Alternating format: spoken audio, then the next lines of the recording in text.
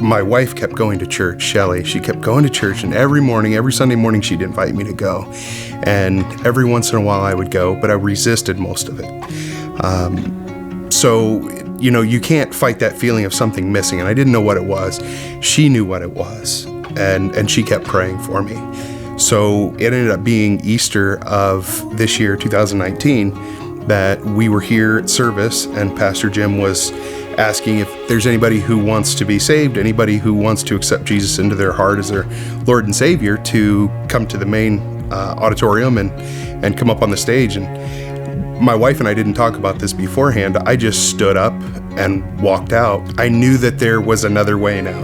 There was some truth in my heart, and I knew that I had to do something differently, but I was still resisting. I still was resisting the fact that I needed to change some things in my life.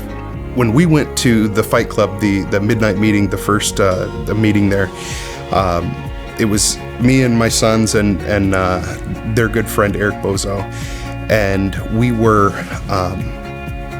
doing our workout stuff. And once we got up on the hill with everybody and we were doing praise and doing worship and stuff, Pastor Jim said, "Is there anybody who wants to come down and accept Jesus into their heart?" And my sons started walking down, and all of a sudden my heart just felt full. It felt joy like it never felt before. I felt like at that point in time something's changing in my family big, real big.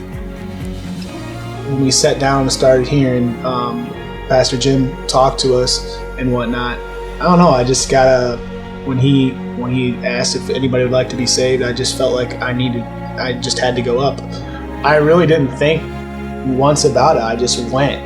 And then I didn't look to see who was going with me. I just went by myself up there. And all of a sudden I looked back and my little brothers followed me up there. So that was pretty cool. And we stood up there together and accepted Jesus into our lives. It was an awesome experience. I remember my dad running, and like something just spoke to me there. Like, man, like he's running. Like when I saw that, I was like, man, like something's going on inside of him, And then we went back up to the hill, started worshiping, listening to Pastor Jim speak, and during that time, I was just asking, like, Lord, help me, guide me. And when he said, like, whoever wants to come to the front, come down, and something just hit me, like, I want this inside of me too. So, and it's been the best decision I've ever made.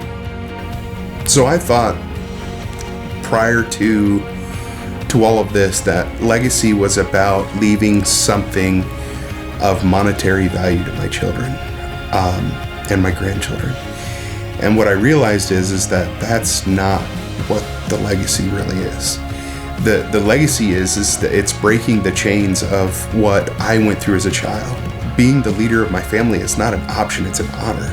It's something that I can't not do.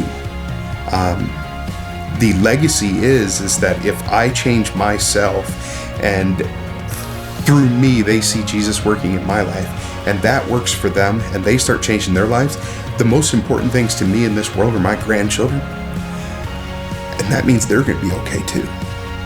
And that their children, and on and on and on. That's the legacy. I'm Anthony Carr. I'm Andrew Williams. I'm Nick Williams. And we are Fight Club Men.